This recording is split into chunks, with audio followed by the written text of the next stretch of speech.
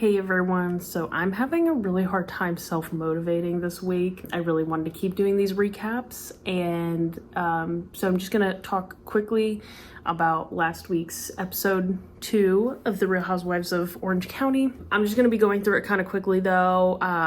Once again, the first couple of episodes tend to be like a lot of fluff and stuff and a lot of like build up to the bigger storylines, so there's not a whole lot going on quite yet, so I'm just gonna quickly go through some of my thoughts and just call it a day because the episode comes out tomorrow anyway. So I'm just making this quick video to talk about last week's episode, and I just thought I would do it in my cozy clothes and just do it on the couch here with y'all, and just quickly go over it and my thoughts. And then tomorrow, I believe, which I don't see it tomorrow anyway. I usually see the episode on Friday and then I work on the weekend, so it's hard to make a video before like Monday. That's why these videos are so delayed for me.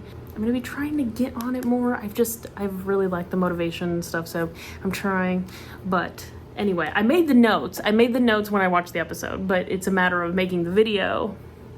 That is where, and then editing the video and then posting the video and making the thumbnail. So that's my problem, is all the mental stuff I gotta get over. So I don't think I'm gonna be going through all my notes because, like I said, I just want to keep it kind of brief because I wrote a lot of stuff that I'm just like, it doesn't matter, who cares.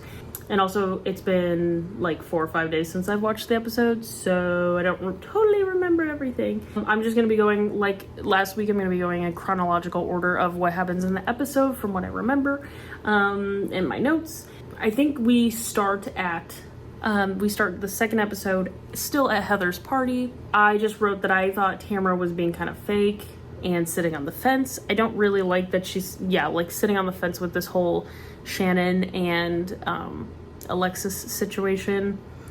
Not saying Shannon is innocent in any way, shape, or form, and obviously the DUI is bad.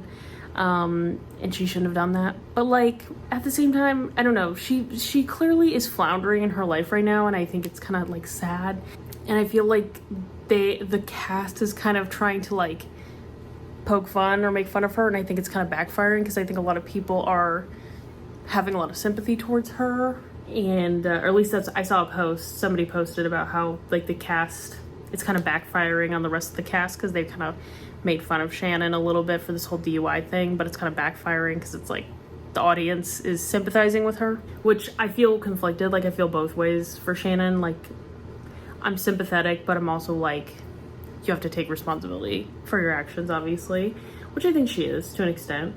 I wrote that immediately, like right off the bat, I could tell before at the lunch, the party that Heather was having, I was like, Gina is gonna try to make Jen's eviction about herself.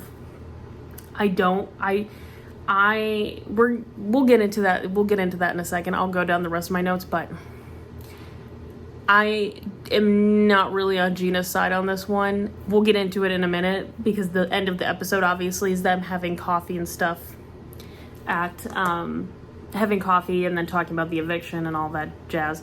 So we'll talk about that in a second, but let me go down my notes and make sure there's nothing else. I will say at the party that Alexis and Shannon were not shying away. I feel like Shannon was trying to shy away from the confrontation. Alexis was just like straight up bringing up stuff in front of Shannon, like poking fun at her, poking at her and talking about John and talking about the promise ring, which I thought was just, it's just like a little crazy to have only been dating somebody for a few weeks and then be like, oh yeah, like we're gonna get married, he gave me a promise ring. It's like, okay. Oh, I wrote I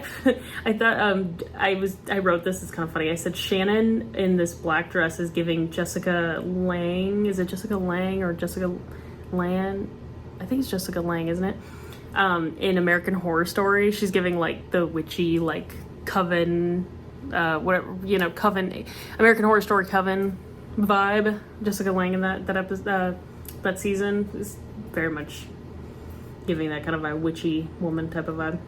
I wrote this down. I don't remember exactly what Shannon said, but I did feel like Shannon was, I think she was having lunch or something with somebody, and I feel like she was kind of running defense a little bit for John, and she was talking about how like John she was trying to make up an excuse for why John was smiling so much now, but not smiling back then with her in the photo. And I just thought it was like, it's like, you don't need to, I don't know. Maybe she's trying to do it like save face on the show and be like, I was never anything but good to you type of thing. But it's like, you don't need to like talk. I don't know. Just like, don't talk about him. It's like, I don't know. Move on. It's like, screw him. He sucks, obviously. And just like, don't protect him. Like, don't do that. I'm glad, I wrote, glad Shanna and Gina talked about the DUI stuff and then the comments that Shannon made last season. I think now that Shannon is kind of going through a similar thing that Gina did, I think they're both having a little bit more sympathy for each other.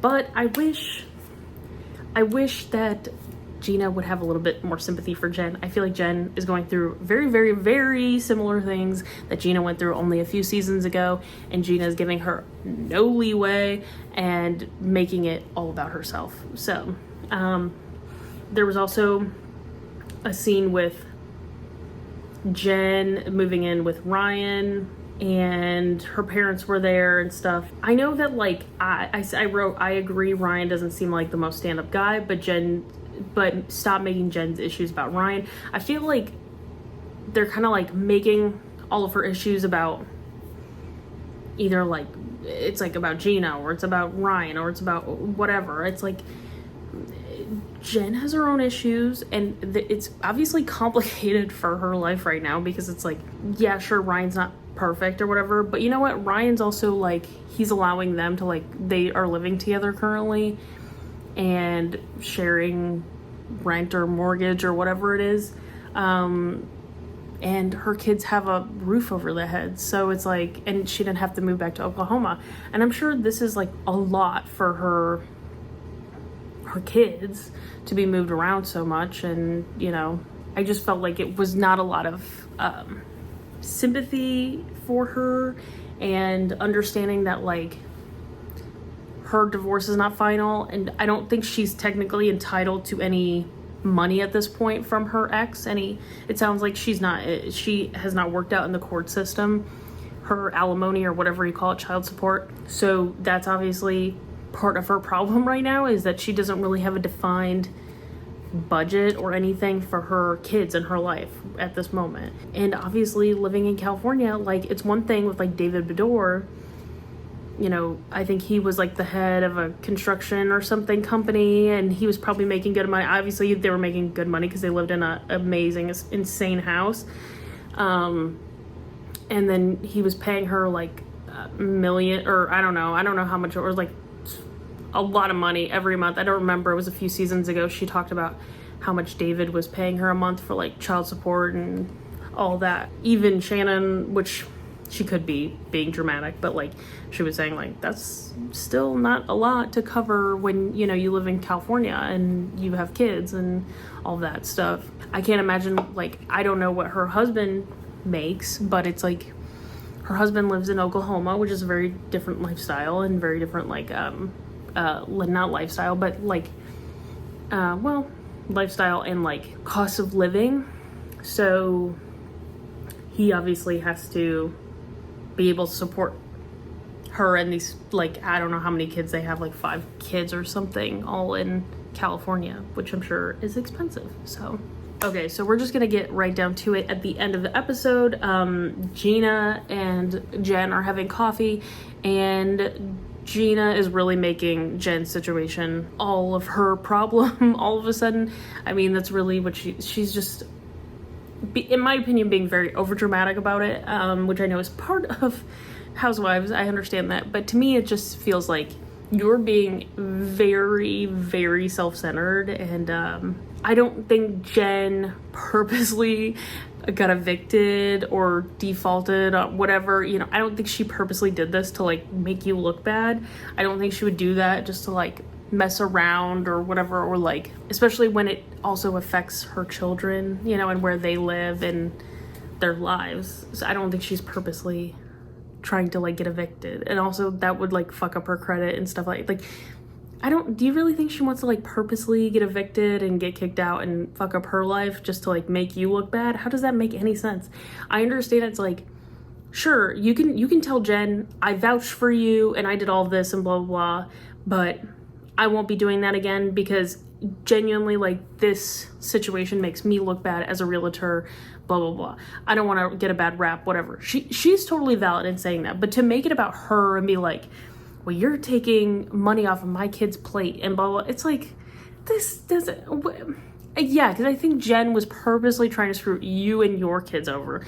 She wasn't thinking about, oh, my kids have nowhere to live now. Like, you know, it's like, I don't think she was purposely trying to, and like I said, clearly part of her rent or whatever, or all of her rent, it seems like, was being paid by her ex-husband, and he was only paying part of it. I don't fully understand like how that was getting divvied up and the responsibilities between them, but it doesn't seem like they know either, because it sounds like that has not been defined in a court setting, court of law. I hate Gina making it all about her and just getting huffy and like running off, because it's like, I also wrote that Gina is doing all the things she's gotten mad at other people for doing and doing it to Jen. I feel like just criticizing Jen's life, and you know, obviously like Gina went through this with her husband. They got divorced, they got in a domestic abuse situation, she got a DUI. Like, she is going through a lot of the things that like Jen is probably also going through, and really having no sympathy. And weirdly, like, she's forgiving Shannon and stuff, which I know they like really talked it out and whatever, but I feel like she's basically doing all the same stuff that everyone else has kind of, just been critical of with Gina, and she's doing it to Jen. And I hope Jen just tells her to F off, honestly, because it's like, it has nothing to do with Gina, really, at the end of the day. It's like, you're being dramatic. I'm sorry that this is a bad representation as you as a realtor, but like, obviously I did not do this to purposely fuck with you. I wish Jen would say that. I don't know why she's not just like saying that, but Jen might not understand the full picture of like where Gina's coming from, because I feel like Gina wasn't really explaining herself super well in that, and then she just gets up and leaves and just gets huffy and leaves and calls Emily and is bitching about it. And it's like, I feel like you're being like very irrational about this situation, to be honest, and making this woman struggle right now in her life, like this thing that is currently she's having an issue with, all about yourself. When it's like, you are totally valid in saying, like I said, totally valid in saying, I will not continue to work with you and whatever, but I'm sure there's been plenty of realtors out there who they vouch for somebody, or if they get somebody a house or whatever, and then they default on their loan or whatever. I'm sure that happens all the time. It doesn't make you a bad person just because somebody you worked with previously did something that doesn't have anything to do with it. It's like, what is her getting evicted have anything to do with you? So Gina also struggled. I don't understand why it is all about Gina. I don't get it. Anyway, that's basically my 2 cents. I don't like how Gina's behaving. I'll have to see moving forward. I mean, I understand Gina too was talking about her being glam and doing clothes and stuff. Like, I don't know all about that. I don't know, like, if Jen's getting new clothes, if she's buying them on the clearance rack at Target. I have no idea. I don't know her. The makeup thing, to me, it's like, okay, well, you are on a show. I do, like, it's kind of a business expense. That to me is like kind of whatever. I understand that's obviously an expense. If you're not paying your rent, that's an expense that's unnecessary and a luxury. Everybody has their different priorities in their life. Still doesn't have anything to do with you. But yeah, that's my 2 cents on this episode. Once again, I'll try to keep recapping and we'll see what happens next week. I watched the first like 8 minutes or whatever of the next episode, and they're gonna have their like touch football game or whatever it was, or what was it? I don't even know. I think it was like touch football or something. So I'll be interested to see what happens there. I don't have a lot else to say. That's kind of it. Just wanted to make a quick little video recapping to try to keep up with it. Anyway, I know this was a quick little one. I'll be recapping next week. Hopefully I can get that going. I need to find the motivation. Give me motivation in the comments. Like and subscribe. That'll give me motivation too. So thanks for watching, and I'll see you next week. Bye.